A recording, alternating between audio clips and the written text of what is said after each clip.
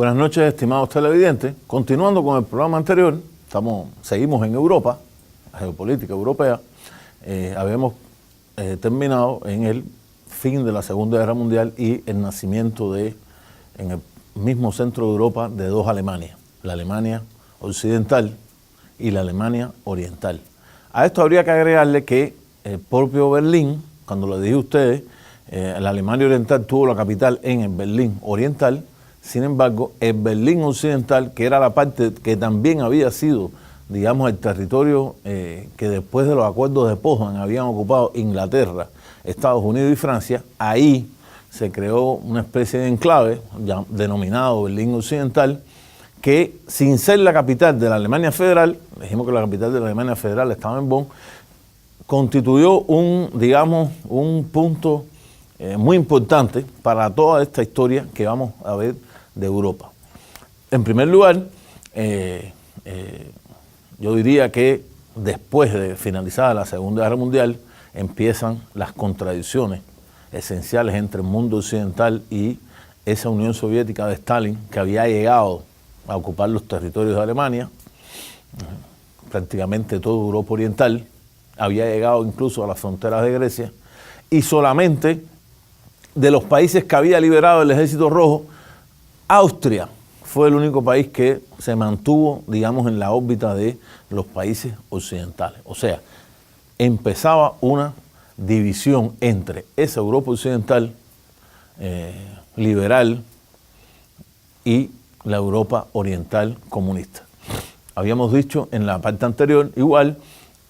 en todos los países de esta Europa oriental, al compás del avance del Ejército Rojo y de los tanques soviéticos, se crearon las que se llamaron democracias populares. En realidad, a ese mismo compás y avance del Ejército Rojo, los partidos comunistas de todos estos territorios asumieron el poder en toda Europa oriental, desde Alemania Oriental, Polonia, Checoslovaquia, Hungría, Bulgaria, Rumanía, Yugoslavia, Albania, o sea, prácticamente quitando Turquía, que sabemos no participó finalmente en la Segunda Guerra Mundial, y Grecia, en la parte más sur de esa Europa, todo quedaba en la órbita de los países relacionados a la Unión Soviética. En Berlín Occidental van a ocurrir diferentes hechos, yo diría, de enfrentamiento en esto que para Europa y para el mundo, pero vamos a hablar en el caso europeo, se empezó a llamar la Guerra Fría, o sea, Guerra Fría, que para unos politólogos empezó después del bombardeo atómico de los Estados Unidos contra Hiroshima y Nagasaki, y Estados Unidos entonces tenía el monopolio atómico y la principal amenaza para la Unión Soviética, que lógicamente, igual que la redundancia, se sintió amenazada porque en ese momento y no es hasta 1949 cuando la Unión Soviética tuvo el poder de la bomba atómica. O sea, Estados Unidos tuvo ese monopolio, podía amenazar a los demás países diciendo que tenía el principal poderío militar. Esas grandes discrepancias trajeron consigo eso que se llamó la Guerra Fría. Guerra Fría es guerra fría al borde de la caliente, o sea, nunca va a haber un enfrentamiento directo, o nunca hubo hasta 1991 ningún enfrentamiento directo entre los dos grandes bloques que en el caso de Europa occidental se conformó el Tratado del Atlántico Norte, la OTAN, o la OTAN, como querramos llamarlo, donde se incluyeron todos los países de Europa occidental, y en el caso de Europa oriental nació el Tratado del Pacto de Varsovia, donde se incluían todos los países estos de la órbita o que estaban alrededor de la órbita de la Unión Soviética. Este es, digamos, el enfrentamiento principal que se da en Europa, yo diría desde prácticamente concluida la Segunda Guerra Mundial en 1945 hasta 1991. En el caso de las relaciones políticas, en el caso de la geopolítica europea. O sea, estamos viendo una Europa partida en dos. En el caso ya de la Europa occidental, yo creo que es importante hacer notar que si de una u otra manera dos guerras mundiales en el siglo XX vinieron de una u otra manera de las grandes contradicciones entre Francia y Alemania, dos países con frontera. También Inglaterra, pero en este caso Francia había recibido, y Alemania de una u otra manera también, son los dos países mayormente enfrentados en Europa occidental. Empieza a ocurrir, yo diría, una gran variación en la política de esa Europa cuando primero se hace una unidad del carbón. Y uno diría, bueno, ¿y qué importancia puede tener esto? El problema es que desde el siglo XIX e incluso en el siglo XX, gran parte de la confrontación entre Alemania y Francia estuvo motivada por los grandes yacimientos de carbón en las provincias de Alsacia y Lorena, que habían sido en un momento del Imperio Alemán, del Segundo Imperio Alemán, después de Francia, después de la Primera Guerra Mundial. Cuando se hace esta Unión Europea, los monopolios franceses del carbón y los monopolios alemanes se unen. Y al unirse, desde el punto de vista económico, evidentemente la fricción que existía anteriormente se empieza a apaciguar. La segunda unión es la unión relacionada con la producción de la energía atómica, muy importante también. Hoy ya con el tema del medio ambiente tiene variaciones, pero en ese momento se creó, digamos, una gran comunidad relacionada a esta producción de energía atómica que favorecía a Europa y que favorecía también la consolidación de la relación entre los grandes monopolios o los grandes capitales franceses con los grandes capitales ingleses. Y la tercera consecuencia económica, yo diría que nace a partir de este, es el nacimiento entonces de lo que se llamó la Comunidad Económica Europea. Y con esto estamos hablando de tres factores económicos que de una u otra manera van a incidir en el desarrollo económico de Europa y que van a incidir ya no solo en el desarrollo económico, sino también en el desarrollo de las relaciones políticas, porque estos tres grandes antecedentes económicos son a la vez los que de una u otra manera van a crear las bases para el nacimiento de la Unión Europea o de esa primera Unión Europea, realmente la Unión Europea que nace a partir de 1993, año 2003 hasta el 2009, cuando el Tratado de Lisboa ya conforma el nacimiento de ese Estado, yo diría un gran Estado supranacional, tuvo sus antecedentes en esa relación económica. Ya como estamos viendo realmente un largo periodo de tiempo que va a correr desde, yo diría, 1945 hasta el año 2009, incluso hasta nuestros días, con diferentes, digamos, variables desde el punto de vista económico y político que han influenciado en esa Unión Europea como la conocemos hoy. Volviendo atrás al tema de la Guerra Fría, yo creo que es importante señalar el punto de esa ciudad de Berlín, dividida en un Berlín occidental y en un Berlín oriental. ¿Por qué? Porque aquí se dio el enfrentamiento, evidentemente, entre las fuerzas del Ejército Rojo, del Ejército Soviético, que estaban en el Berlín oriental, con las fuerzas especialmente del Ejército de los Estados Unidos, que estaban en el Berlín occidental, o sea, unas en el Berlín oriental y las otras en el Berlín occidental. Y cuando uno va a hablar de qué hubiese podido pasar en ese momento, uno tiene que casi que traspolarse en el tiempo y llegar a prácticamente una división que estaba entre esos dos Berlín, donde en una parte estaban los tanques soviéticos y en la otra parte estaban los tanques estadounidenses apuntándose unos a otros. Y donde la población pasaba de un lado a otro, muchas veces familias que estaban en un lado a otro, pasaban y habían controles de parte y parte. O sea, unos no dejaban pasar a un lugar, los otros no dejaban pasar al otro lugar, lo que hubiese podido conducir de una u otra manera a un enfrentamiento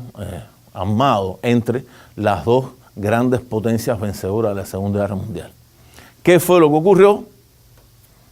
La Unión Soviética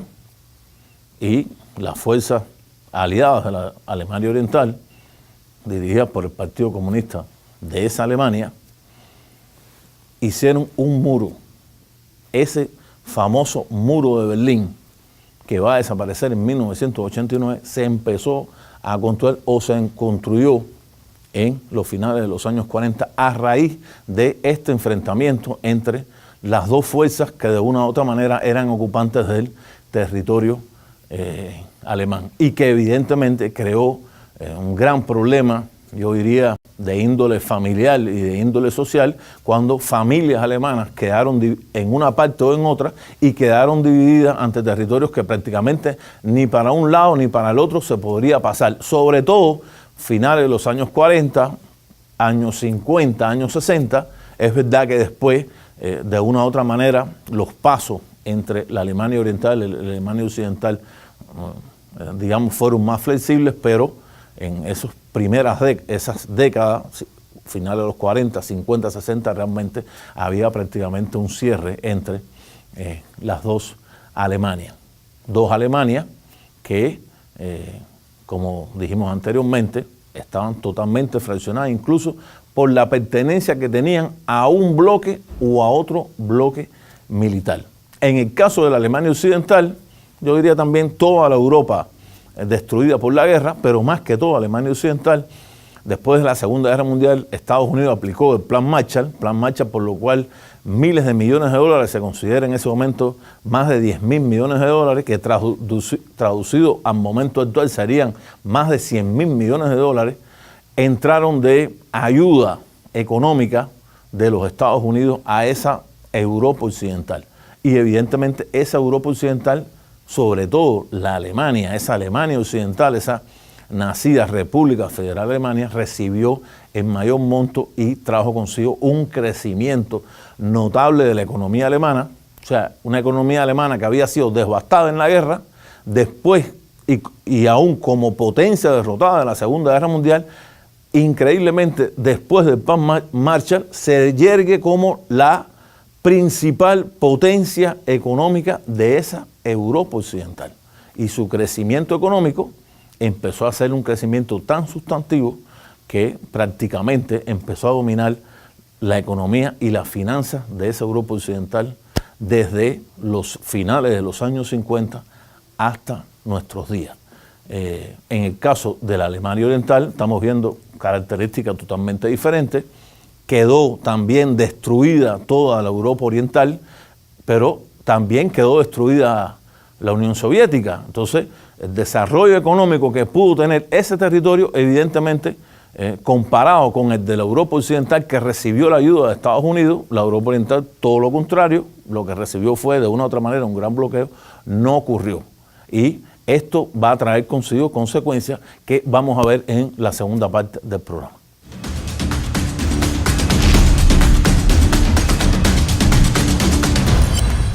Continuando con la parte anterior, nos habíamos quedado en la influencia que tuvo el Plan Marshall en el desarrollo económico de la Europa Occidental y cómo la parte de la Europa Oriental, al no recibir realmente ningún tipo de ayuda y a encontrarse también tan devastada, o quizás más devastada incluso que la Europa Occidental, su economía de crecimiento, evidentemente, si en un primer momento prácticamente de una destrucción hubo un crecimiento económico, ese crecimiento se vio cada vez más limitado, especialmente cuando la Unión Soviética empezó a invertir en armamento. En 1949 descubren la bomba atómica, empieza a producirse armamento de tipo coheteril. Sabemos que la Unión Soviética es el primer país que pone un satélite en el espacio, el primer país que pone al hombre en el espacio. En esa competencia entre la Unión Soviética y los Estados Unidos pone a la vez los primeros hombres que llegan a la Luna, parado hasta nuestros días. Lo cierto es que la Unión Soviética se enfocó al desarrollo de una industria militar para competir con la industria militar estadounidense. Yo creería que logró una paridad nuclear evidente, lo cual, digamos, hizo que esa Guerra Fría quedara en solamente una Guerra Fría y nunca pasara a una confrontación militar, pero el desarrollo de la industria vinculada a los bienes de consumo, evidentemente en la Europa Oriental hubo un retraso que a través de los años se iba haciendo más acentuado comparado con la Europa Occidental, donde la economía alemana se hacía la economía más importante. Ese vínculo entre la economía alemana y el poderío militar francés hicieron de una u otra manera la principal alianza o el principal centro de poder en la Unión Europea entre los grandes capitales franceses y los grandes capitales alemanes. en esto, de una u otra manera, Inglaterra quedó, Gran Bretaña, yo diría, no excluida, sino autoexcluida, cuando no quiso el prácticamente ha desaparecido Imperio Británico. Han perdido todas las grandes colonias en África, la India, Australia se había hecho independiente, Canadá. No quisieron seguir a esa alianza franco-alemana y prefirieron ser aliados o acercarse más a los Estados Unidos, aunque en calidad de socio menor. Esta forma estratégica en la geopolítica europea trajo consigo finalmente, cuando nace la Unión Europea y cuando empieza la unidad desde el punto de vista monetario, nace el euro, o sea, las monedas de los países que integraron en un primer momento la Unión Europea desaparecieron. Hoy circula en toda esa Unión Europea el euro. Sin embargo, Gran Bretaña mantuvo la libra esterlina como su moneda. O sea, su integración a la Unión Europea fue una integración política, o más bien política, en menor medida una integración económica, porque evidentemente si no se acepta el euro, se mantiene una independencia, yo diría, bastante marcada con relación a la economía europea, y que hace que la relación de Gran Bretaña con la Unión Europea caminara en otro sentido. Incluso sabemos que en este momento uno de los grandes problemas de Gran Bretaña es su salida de la Unión Europea, eso que se ha llamado el Brexit. ¿Dónde tiene sus antecedentes? En esta misma política de Gran Bretaña relacionada a qué iba a hacer con esa Unión Europea. Eso en el caso de Europa Occidental. En el caso de Europa Oriental sabemos que el desarrollo o el poco desarrollo de la economía de bienes de consumo evidentemente trajo consigo grandes problemas en toda esa Europa Oriental, incluso la imposición de los partidos comunistas en el poder, partidos comunistas que muchas veces eran minoritarios comparados a los grandes partidos socialdemócratas o nacionalistas en estos territorios de la Europa Oriental. Trajo consigo primero Hungría en 1954, una gran sublevación en contra de la ocupación del ejército soviético, 1968 en Checoslovaquia, en este mismo sentido, o sea, países que de una u otra manera se querían salir de la órbita de la Unión Soviética y tomar otro rumbo distinto, casi siempre más relacionado a la Europa Occidental, y culminó también con la situación de Polonia. Estamos hablando de Polonia, un país con grandes, contradicciones históricas con la Rusia de antaño, con el Imperio Ruso y después con la Unión Soviética, que de una u otra manera trajo consigo que finalmente